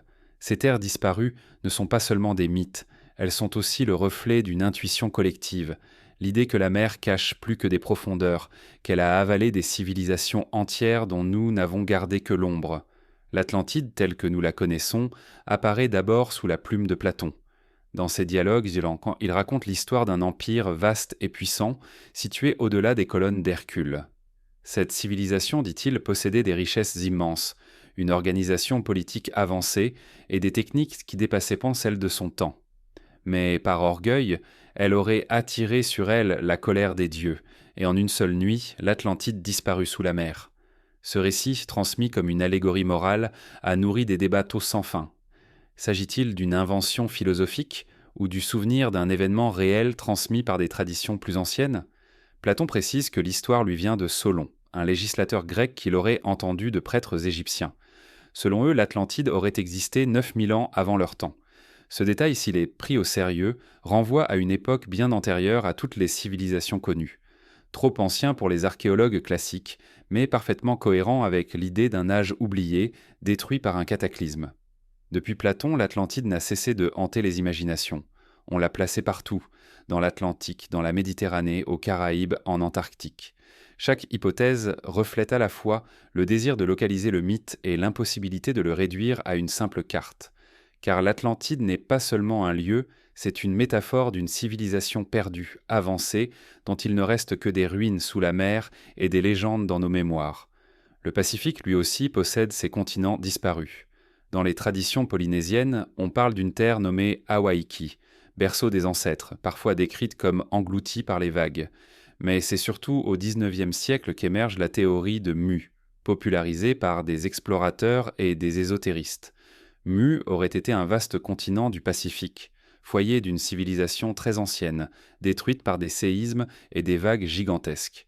Ces survivants auraient essaimé sur les îles, portant avec eux des fragments de savoir qui expliqueraient les similitudes entre les cultures océaniques, sud-américaines et asiatiques. Bien que rejetée par la science moderne, l'idée de Mu conserve un pouvoir étrange. Elle rejoint cette intuition universelle que l'océan garde dans ses profondeurs le souvenir d'un âge perdu. Certains récits mayas, par exemple, évoquent une terre ancestrale nommée Aztlán, berceau des ancêtres, parfois identifié à Mu. Les traditions indiennes parlent de continents engloutis, évoquant Shvetadvipa, la terre blanche, engloutie lors d'un grand cataclysme. Tous ces échos semblent dessiner un motif commun, celui de terres effacées, disparues mais jamais oubliées. La Lémurie, quant à elle, apparaît d'abord dans les spéculations de naturalistes du XIXe siècle, qui cherchaient à expliquer la répartition étrange des espèces animales et végétales. Elle aurait été un continent reliant l'Inde, Madagascar et l'Afrique, disparus sous les eaux. Plus tard, les théosophes s'emparèrent du mythe, y voyant le foyer d'une race ancienne et spirituellement avancée. Bien que la géologie ait depuis rejeté l'existence d'un tel continent, l'idée de la Lémurie continue de hanter les imaginaires. Comme l'Atlantide est Mu, elle représente cette mémoire diffuse d'un monde oublié, englouti par la mer et par le temps. Ce qui frappe, ce n'est pas la précision de ces récits, mais leur récurrence. Partout, on retrouve l'idée d'un continent perdu, matrice des peuples actuels, détruit par un cataclysme. Que ces histoires soient évoquant de spéculation ou de tradition, elles expriment surtout la même mélancolie, la certitude que nous ne sommes que les héritiers mutilés d'un âge d'or englouti. L'Atlantide, Mu, Lémurie ne sont peut-être pas des lieux précis, mais des archétypes. Ils traduisent une vérité psychologique et peut-être historique. L'humanité a perdu quelque chose d'immense, et elle refuse de l'oublier. Les continents perdus sont des miroirs de ce manque, des manières de nommer l'absence. Ils incarnent la nostalgie d'un monde plus grand, plus vaste, dont il ne reste que des fragments. Certains chercheurs, plus audacieux, suggèrent que ces mythes reflètent bel et bien des événements réels. Les montées des eaux après l'ère glaciaire qui engloutirent d'arcans des terres immenses. Doggerland en Europe, Sondaland en Asie du Sud-Est, Beringie entre la Sibérie et l'Amérique. Autant de régions aujourd'hui submergées qui furent peut-être jadis habités. Peut-être que l'Atlantide, Mu et Lémurie ne sont pas des continents imaginaires, mais des souvenirs déformés de ces terres disparues. Peut-être que les peuples anciens ont transformé en légende la douleur d'avoir perdu leur foyer, leur royaume, leur monde. Mais l'hypothèse la plus troublante demeure. Et si ces continents perdus avaient abrité des civilisations plus avancées que ce que nous pensons possible pour ces époques, si l'Atlantide de Platon n'était pas seulement un symbole moral, mais le souvenir voilé d'une société antédiluvienne, capable de naviguer, de bâtir, de mesurer, et dont les traces ont été effacées par les flots? Dans ce cas, Mu et Lémurie seraient donc peut-être les reflets d'un même souvenir universel, transmis différemment selon les cultures. Les continents perdus, qu'ils soient réels ou imaginaires, continuent de hanter notre inconscient collectif. Ils incarnent ce que nous pressentons sans pouvoir le prouver, que l'histoire humaine n'est pas une ligne droite, mais une succession de renaissances, que sous nos pieds, sous nos mers, dorment encore les vestiges d'âges dont nous n'avons gardé que des ombres. Dans la prochaine partie, nous quitterons ces continents mythiques pour explorer une autre forme de mémoire enfouie, celle des anomalies géologiques, ces cicatrices inscrites dans la Terre elle-même, qui semblent témoigner de bouleversements cataclysmiques et rappellent que notre planète porte en elle la trace des mondes engloutis. La Terre que nous foulons paraît stable, rassurante, elle nous semble immobile, solide, éternelle. Pourtant, sous cette surface apparemment tranquille, se cache une mémoire bien plus vaste que la nôtre. Les couches de roches, les strates de sédiments, les cicatrices enfouies dans la croûte terrestre sont les archives silencieuses de bouleversements immenses. Là où l'homme voit un sol immuable, la géologie révèle des fractures, des discontinuités, des traces de cataclysmes qui dépassent l'échelle humaine. Et parfois ces anomalies semblent faire écho au récit des déluges, comme si la Terre elle-même avait conservé les stigmates d'événements qui effacèrent dans des mondes entiers. Dans de nombreuses régions, on retrouve des dépôts étranges, comme des sédiments marins posés au cœur des continents. Des coquillages fossiles reposant sur des montagnes, des couches de sable sont enfouies à des centaines de kilomètres des rivages. Ces traces témoignent de transgressions marines, de moments où la mer a envahi les terres. Certaines sont lentes, liées à des cycles géologiques, mais d'autres semblent abruptes, violentes, comme si des vagues colossales avaient déferlé sur des régions entières. Ces anomalies sont autant de cicatrices d'un passé où les océans se sont levés au-delà de toute mesure. L'un des exemples les plus troublants se trouve dans les dépôts liés à la fin de la dernière ère glaciaire. Les géologues ont identifié des couches de sédiments qui témoignent d'une montée brutale des eaux, parfois de plusieurs mètres, en quelques décennies. De vastes régions furent submergées en peu de temps,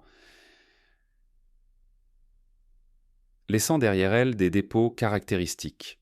Ces traces coïncident avec la mémoire universelle des déluges, un événement planétaire ressenti simultanément par des peuples éloignés dont le souvenir s'est transformé en mythe. Mais il existe aussi des anomalies plus mystérieuses. Dans certaines zones, les géologues découvrent des dépôts chaotiques composés de blocs arrachés, transportés, déposés loin de leur lieu d'origine. Ces couches désordonnées sont les signatures de vagues géantes, des méga-tsunamis capables de balayer des montagnes. Certains chercheurs pensent que de tels phénomènes se sont produits après l'effondrement de glaciers ou à la suite d'impacts cosmiques. Si tel est le cas, ils auraient aidé provoquer des déluges locaux si dévastateurs qu'ils auraient emmarqué profondément les mémoires humaines. Sous nos pieds se trouvent aussi les traces de continents engloutis. La géologie moderne a identifié des micro-continents disparus comme Zealandia dans le Pacifique Sud ou Mauritia dans l'océan Indien. Bien que ces terres se soient effacées il y a des dizaines de millions d'années, leur découverte nourrit l'imaginaire. Notre planète n'est pas figée, elle avale et recrache des continents au fil du temps. Peut-être que certains mythes de continents perdus trouvent leur origine dans cette vérité géologique, transmise de manière déformée à travers les âges.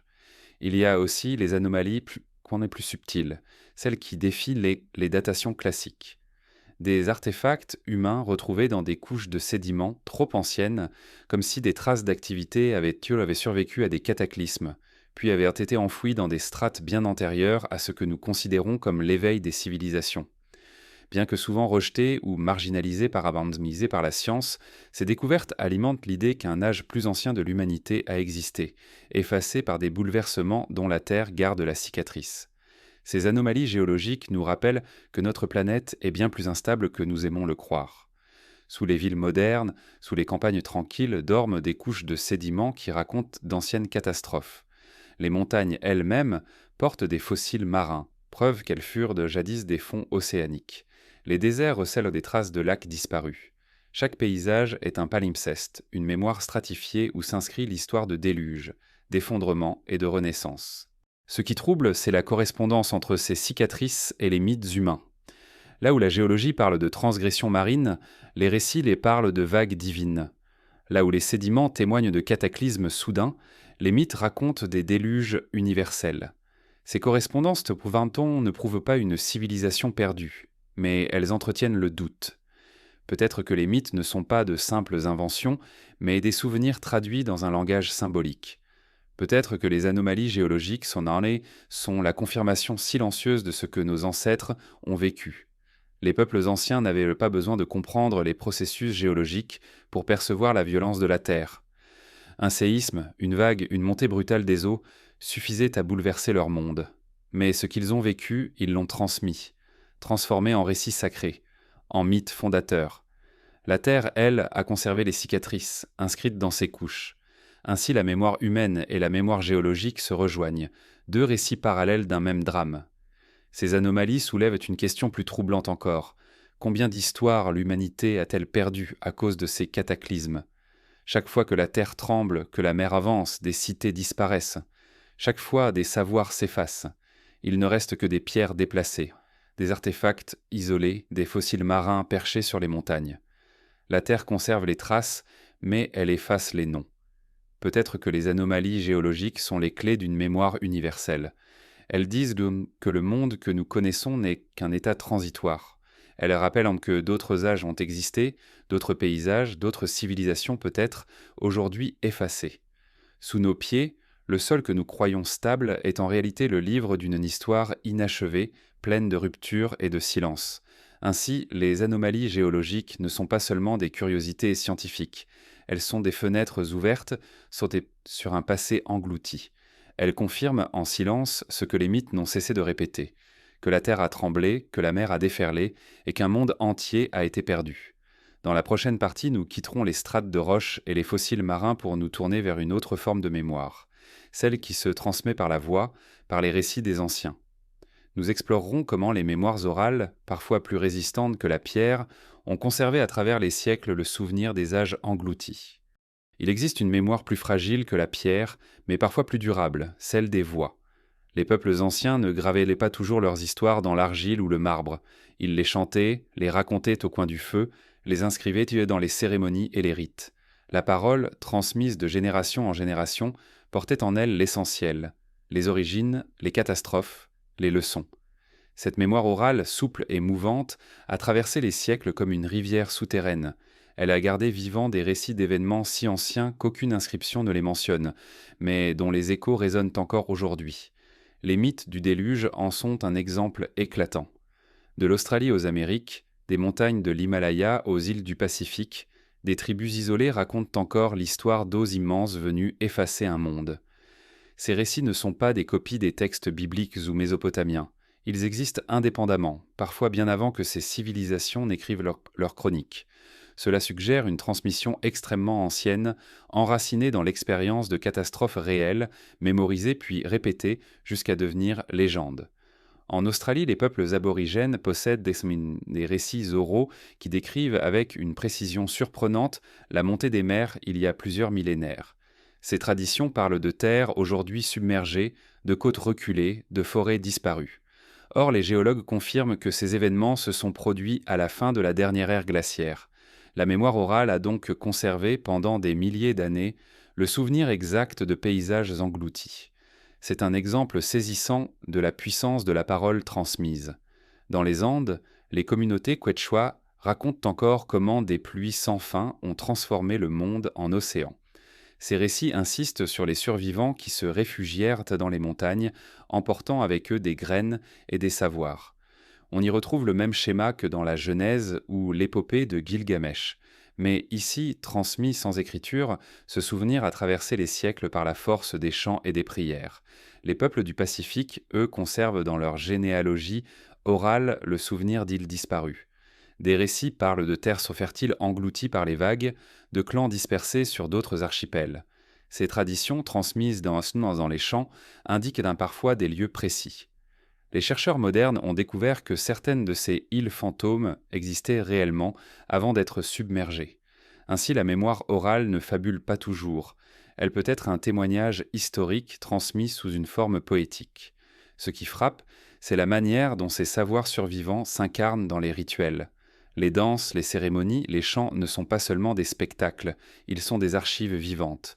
Dans chaque geste, chaque mélodie, se cache une histoire. Ces formes artistiques Beléson permettent même de retenir l'essentiel, même sans écriture. Là où une pierre peut s'éroder, une voix peut renaître. La mémoire orale ne se limite pas au récit des catastrophes, elle conserve aussi des savoirs pratiques. Les navigateurs polynésiens transmettaient leur connaissance de l'océan par des chants codés qui décrivaient les constellations, les courants, les vents. Les guérisseurs africains mémorisèrent des listes de plantes et de remèdes dans des poèmes rythmiques. Les anciens d'Amérique du Nord enseignaient les repères du ciel et des saisons par des histoires animales. Ces savoirs, transmis oralement, pouvaient endurer des millénaires. Ils étaient dans des bibliothèques vivantes. On pourrait croire que cette mémoire, sans écriture, se déforme trop facilement. Mais les sociétés orales avaient des moyens pour en préserver l'exactitude. Les récits étaient répétés lors des cérémonies, chantés par plusieurs voix, vérifiés collectivement. L'erreur individuelle était corrigée par la mémoire du groupe. Ainsi, la transmission orale, loin d'être fragile, pouvait être étonnamment stable. Les chercheurs modernes découvrent parfois que des récits mythologiques coïncident avec des événements géologiques ou astronomiques réels, confirmant la fiabilité de cette mémoire. Cela ouvre une perspective troublante. Et si les mythes de déluge universels étaient les échos oraux d'événements survenus des milliers d'années auparavant? Des peuples auraient assisté à la montée brutale des mers, à des vagues dévastatrices, puis transmis ce souvenir à travers les générations. Ces récits, devenus chants et prières, auraient traversé les âges jusqu'à inspirer les textes écrits beaucoup plus tard. La mémoire orale serait alors le fil secret reliant l'humanité actuelle aux âges engloutis. Mais cette mémoire ne conserve pas seulement des faits, elle garde aussi des visions, des impressions, des leçons. Les récits de déluge parlent toujours d'un savoir à sauver, graines, animaux, traditions. Ils insistent sur la nécessité de transmettre. C'est peut-être là le message le plus profond. Dans chaque catastrophe, ce qui compte n'est pas seulement de survivre, mais de préserver le savoir. La mémoire orale est la barque invisible qui porte ces savoirs à travers les âges. On retrouve ce thème dans toutes les cultures. Les anciens Hébreux parlent de l'arche de Noé comme d'un coffre de vie. Les Mésopotamiens évoquent Uta-Napishtim qui embarque ses artisans et ses techniques. Les Indiens racontent que Manu emporta les semences du monde. Les Polynésiens parlent de navigateurs qui transportèrent dans leurs pirogues des plantes, des animaux et des champs. Partout, l'idée est la même. Ce qui doit survivre, ce n'est pas seulement la chair, mais la mémoire, les savoirs, les traditions. Ainsi, les mémoires orales et les savoirs survivants ne sont pas des reliques du passé, mais des témoignages de la résilience humaine. Ils prouvent d'Horta que, même face à des catastrophes qui effacent au fond des continents, l'humanité a toujours trouvé un moyen de transmettre. Par la voix, par le chant, par la répétition, elle a conservé l'essentiel, une conscience de son histoire, une trace de ses savoirs. Cette mémoire vivante, cependant, est fragile. Elle disparaît si elle n'est pas entretenue. Beaucoup de traditions orales se sont éteintes avec les peuples qui les portaient. Mais celles qui survivent encore aujourd'hui nous rappellent que le passé n'est pas seulement inscrit dans les pierres ou les archives.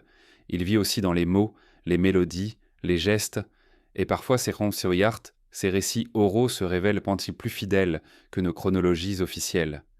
Dans la prochaine partie, nous explorerons un autre aspect troublant de ce savoir perdu, les indices technologiques dans les ruines.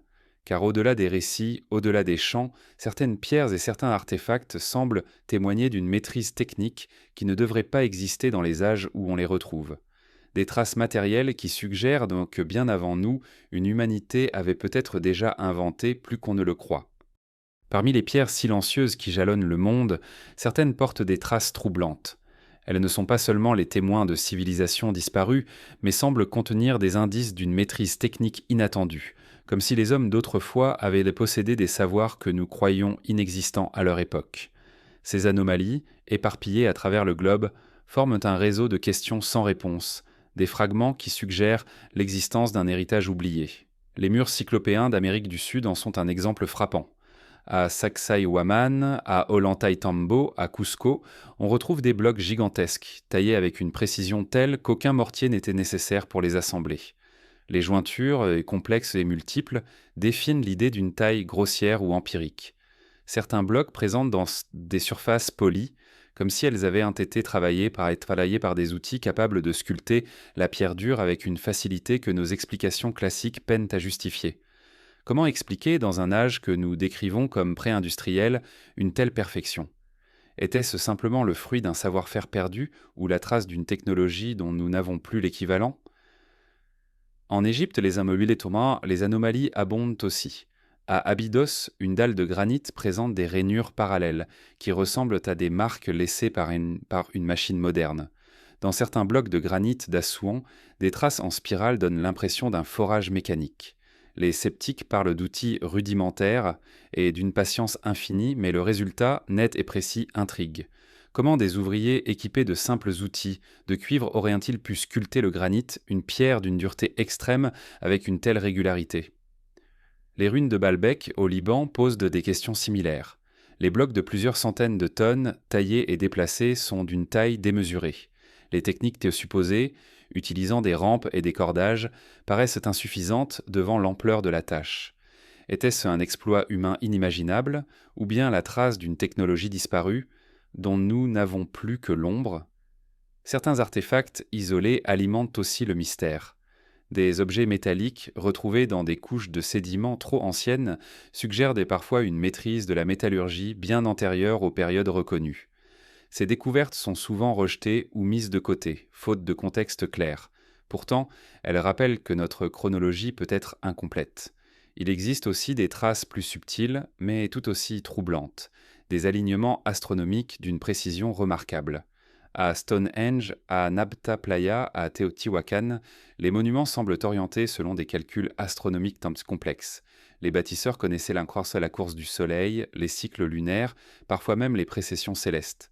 Pour parvenir à une telle exactitude, il fallait non seulement des siècles d'observation, mais aussi des méthodes de mesure raffinées. Or, ces sites, sensatiles, sont bien plus anciens que les civilisations que nous associons à de tels savoirs. Ces indices technologiques posent une question fondamentale. Et si l'humanité avait déjà connu des âges de maîtrise avancés, aujourd'hui effacés? Peut-être pas au sens d'une technologie moderne, faite de machines et d'électricité, mais sous une forme différente, adaptée à leur monde. Une technologie qui aurait su travailler la pierre, mesurer les astres, organiser des sociétés complexes. Le déluge, en détruisant ces civilisations, aurait emporté non seulement leurs villes, mais aussi leur savoir. Les générations suivantes n'auraient en gardé que des bribes, incomprises, transformées en légendes. Les traditions orales renforcent cette idée. En Mésopotamie, les Apkallous sont décrits comme des sages venus avant le déluge, porteurs d'art et de technique. Dans les Andes, Viracocha est présenté comme un instructeur, enseignant aux hommes à bâtir et à cultiver. En Égypte, Thoth est le gardien des savoirs anciens, préservés malgré les catastrophes. Ces figures mythiques pourraient être les reflets des survivants d'une civilisation disparue, transmettant un héritage fragmentaire. L'hypothèse d'un savoir antédiluvien ne repose pas seulement sur les légendes, mais aussi sur la logique des anomalies. Si l'on considère que l'histoire humaine est jalonnée de ruptures et de pertes, il est cohérent d'imaginer que certains savoirs ont pu disparaître brutalement, emportés par les flots, puis réapparaître sous forme de vestiges incompris. Les pierres polies, les blocs colossaux, les alignements astronomiques seraient alors les vestiges visibles de cet âge oublié. Il ne s'agit pas d'affirmer que les anciens possédaient des machines semblables aux nôtres, mais de reconnaître que leur maîtrise pouvait prendre des formes différentes. Peut-être savaient-ils exploiter des forces naturelles, utiliser des techniques aujourd'hui perdues, ou concevoir des outils que nous n'avons pas encore redécouverts. Leur technologie était peut-être moins mécanique que la nôtre, mais tout aussi efficace, adaptée à leurs besoins et à leur vision du monde. Ces indices nous rappellent une vérité dérangeante. l'histoire que nous connaissons n'est pas totale. Elle est scellée le récit des survivants, non de ceux qui furent effacés. Chaque anomalie est comme une fissure dans ce récit, un appel à imaginer ce qui manque. Les pierres nous disent que nous ne savons pas tout, que notre chronologie est incomplète. Face à ces ruines, deux attitudes s'affrontent. L'une, sceptique, cherche des explications simples, parfois réductrices, pour maintenir l'ordre établi. L'autre accepte l'inconfort de l'inconnu, l'idée que des savoirs ont pu exister avant nous, puis disparaître. Entre les deux, il y a un espace de mystère, où l'imagination et la rigueur se rejoignent. Peut-être est-ce là la véritable leçon de ces indices, l'humilité. Nous ne sommes sans pas les premiers à chercher, à bâtir, à comprendre. D'autres avant nous l'ont fait avec des moyens différents et leurs traces subsistent encore, silencieuses et énigmatiques. Dans la prochaine partie, nous quitterons les ruines matérielles pour nous plonger dans un silence plus vaste encore, celui des océans. Car si la Terre conserve des anomalies et les pierres des indices, l'océan, lui, garde dans ses abysses l'immensité des mondes perdus. C'est dans son silence que se cache peut-être la clé ultime du mystère. L'océan est le plus grand cimetière du monde, non pas celui des navires engloutis ou des marins disparus, mais celui des civilisations elles-mêmes. Sous ces vagues se trouvent des royaumes entiers, des cités, des cultures dont nous ne connaissons plus que le nom, parfois même pas cela. Sa surface mouvante et scintillante dissimule une profondeur qui n'est pas seulement géographique mais aussi temporelle. Le silence des océans est un tombeau immense, où reposent les mondes engloutis. Contrairement aux montagnes qui se dressent et témoignent de leur histoire, la mer ne révèle presque rien. Elle absorbe, elle recouvre, elle garde. Ce qui tombe dans ces abîmes échappe au regard pendant des millénaires. Les ruines se couvrent de sable, les statues s'habillent en algues, les murs s'effondrent lentement dans une obscurité glacée. C'est un oubli actif, une mémoire qui efface en conservant. L'océan est à la fois archive et gouffre. Il garde les traces mais les rend inaccessibles. Les peuples anciens semblaient pas le pressentir. Dans leurs mythes, la mer est souvent un dieu ou une déesse, une entité vivante, à la fois nourricière et destructrice. On lui offrait des sacrifices, on la craignait, on la vénérait. Elle était la frontière entre le monde des hommes et celui des mystères. Les traditions maritimes de Polynésie, de Méditerranée, d'Inde ou des Andes racontent toutes la même chose. La mer a pris quelque chose d'essentiel et elle ne le rend pas. Ce silence n'est pas vide. Il est plein de questions. Les cités découvertes sous les flots, Pavlopétrie, Dwarka, Yonaguni, ne sont sans doute que la partie visible d'un ensemble bien plus vaste. Car chaque montée des eaux, chaque tremblement de terre, chaque tsunami a effacé des terres entières. Les archéologues marins, malgré leurs efforts, n'ont exploré qu'une infime fraction des fonds. La plupart des ruines dorment encore, inaccessibles, recouvertes par des kilomètres de sable et d'obscurité. Ce que nous connaissons déjà est suffisant pour troubler notre vision de l'histoire. Mais ce que nous ignorons est infiniment plus vaste. Le silence des océans est celui d'un passé inconnu, peut-être plus riche et plus ancien que le nôtre. C'est un silence qui défie notre besoin de certitude. Nous voulons croire que nous savons d'où nous venons, mais la mer garde dans ses profondeurs des vérités que nous ne pouvons ni confirmer ni nier. Les rares fragments arrachés à ce tombeau donnent l'impression d'un puzzle dont il manque l'essentiel des pièces. Quelques ruines, quelques artefacts, quelques récits oraux sont tout ce que nous possédons. Cela nourrit la mélancolie, mais aussi la fascination. Car dans ce manque, nous projetons nos questions les plus profondes. Et si une civilisation avancée avait précédé les nôtres? Et si l'Atlantide, Mu ou d'autres continents perdus avaient donc vraiment existé? Le silence de l'océan ne contredit pas ces hypothèses. Il les laisse flotter comme des ombres possibles. Le plus troublant est peut-être que ce silence est presque total. Sur Terre, nous avons exploré les montagnes, les déserts, les forêts, mais l'océan, qui recouvre plus de 2/3 de la planète, reste en grande partie inexploré. Ces abysses sont plus inaccessibles que la Lune. Nous connaissons mieux la surface de Mars que les profondeurs marines. Ce paradoxe ajoute à leur mystère. L'océan qui nous entoure et nous nourrit est aussi l'espace le plus étranger. Il est notre voisin le plus proche et le plus secret. Le silence des océans agit aussi comme un miroir. En contemplant son immensité, nous comprenons la fragilité de nos propres civilisations. Ce que nous bâtissons sur la terre ferme peut sembler solide, mais un simple changement de niveau des mers pourrait l'effacer en quelques générations. Les villes côtières actuelles, si elles venaient à disparaître, deviendraient elles aussi des ruines silencieuses, invisibles, enfouies dans les profondeurs. Alors les hommes du futur, découvrant nos traces, se poseraient peut-être les mêmes questions que nous. Qui étaient-ils? Que savaient-ils? Pourquoi ont-ils disparu? Dans ce sens, le silence des océans n'est pas seulement un tombeau pour le passé, il est aussi une préfiguration de l'avenir. Il nous rappelle que l'histoire humaine n'est pas garantie, qu'elle peut être effacée à tout moment. Ce que nous croyons éternel n'est qu'une couche fragile, prête à être engloutie. Mais ce silence est aussi porteur d'espoir, car ce qu'il conserve, il ne détruit pas entièrement. Les cités noyées découvertes récemment montrent que l'océan, en recouvrant, a aussi protégé. Ce que la surface aurait érodé, les eaux l'ont parfois préservé. Les ruines de Pavlo-Pétrie sont encore visibles après des millénaires. Les statues d'Alexandrie reposent intactes sous la mer. Le silence du tombeau est aussi une promesse. Peut-être qu'un jour, en explorant davantage, nous pourrons réveiller ces mondes endormis. Ainsi, le silence des océans est ambivalent. Il est perte et conservation, oubli et mémoire. Il est le gardien des civilisations disparues, mais aussi leur protecteur. En lui dort un passé que nous ne connaissons pas, mais qui nous hante. Chaque vague qui se brise sur le rivage porte un écho de ce silence.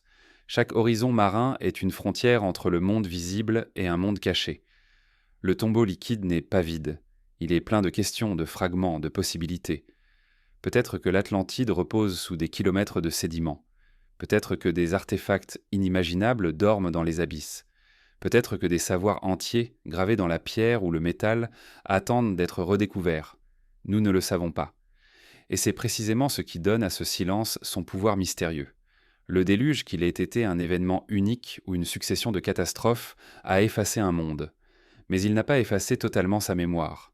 Les mythes, les ruines, les anomalies, les traditions orales et ce silence océanique, tout cela forme un ensemble, une énigme que nous continuons d'explorer. Peut-être ne trouverons-nous jamais de réponse définitive. Peut-être que l'océan gardera ses secrets pour toujours. Mais dans ce manque, il y a une beauté. L'invitation à continuer de chercher, à continuer de se souvenir, à continuer d'imaginer. Le silence des océans est un tombeau, mais aussi un miroir. Il reflète notre ignorance et notre désir. Il nous rappelle que l'histoire humaine est si fragile, que d'autres mondes ont existé avant nous, et que d'autres encore pourraient naître après. Et peut-être que, dans ce silence, ce n'est pas seulement le passé qui dort, mais aussi la possibilité de notre propre avenir.